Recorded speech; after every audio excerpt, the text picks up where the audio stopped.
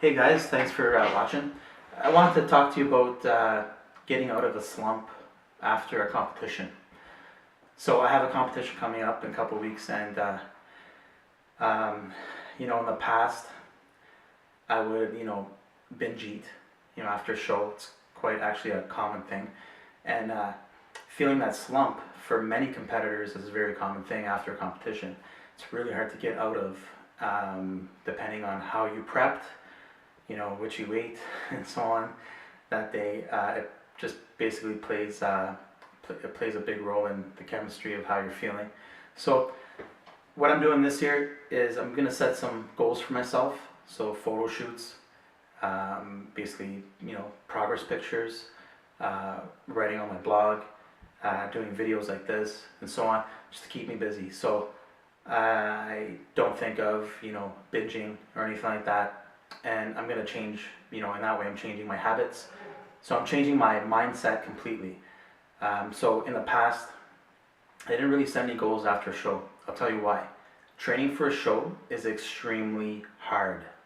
If you were to compare basically competitive bodybuilders to Olympic athletes, athletes that are training for the Olympics, competitive bodybuilders have a much more regimented and structured kind of training, mentality or training program, training plan.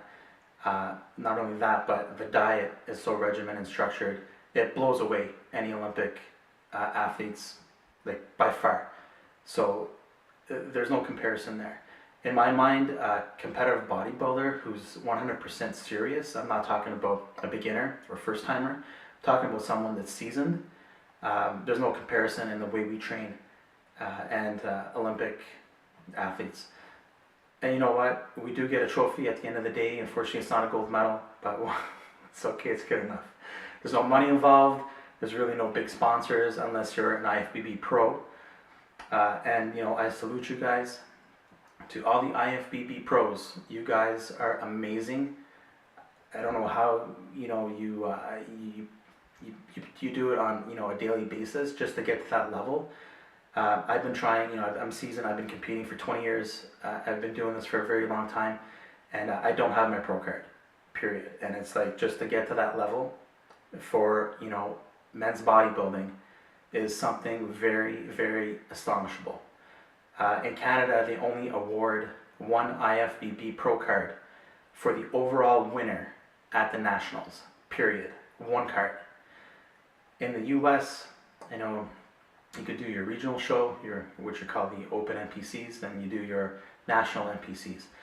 So at the nationals, that's where you're awarded your IFBB pro cards. In the US, they give one pro card to every category. It makes it a little easier because if you're too many heavyweights, you could probably trim down a bit, get into the light heavyweight category, get your pro card that way. But there's lots of opportunities for people in the US to get their pro cards as compared to Canada. So I'm in Canada. I've been trying.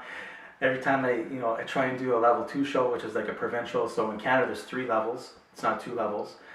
So our regionals is like your NPCs. Our provincials is like your nationals.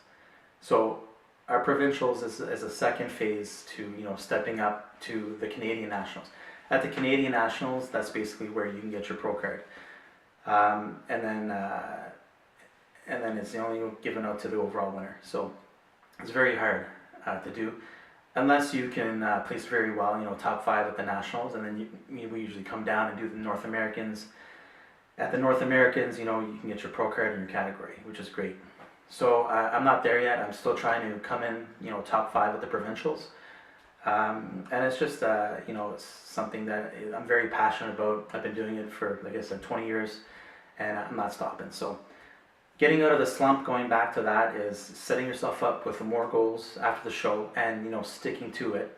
So having that same drive, you have the drive now to compete. You have the drive right now, the motivation, self-motivation, the aspiration to basically step on stage and do your best. So why stop there?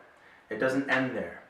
It doesn't end there. I don't know why people have this mentality of basically picking a show date and then everything ends there. There's lots of rebounds, lots of side effects that can happen with rebounding, gaining a lot of weight. I know I've experienced that. Like the water retention is unreal. Once, you know, my ankles like swelled up to like this big. And I think I put on like 30 to 40 pounds in 2 weeks, right? It's not healthy for you. So this year I'm not being that guy. I'm not being that guy again. I'm going to do it differently. I'm changing my mentality, setting myself up with goals, doing videos, doing blog posts, just keeping myself busy and having goals. Business. It's all about business. It's about staying lean and basically making sure that this is more of a lifestyle thing, not just a competition date, not just an event. It's a lifestyle.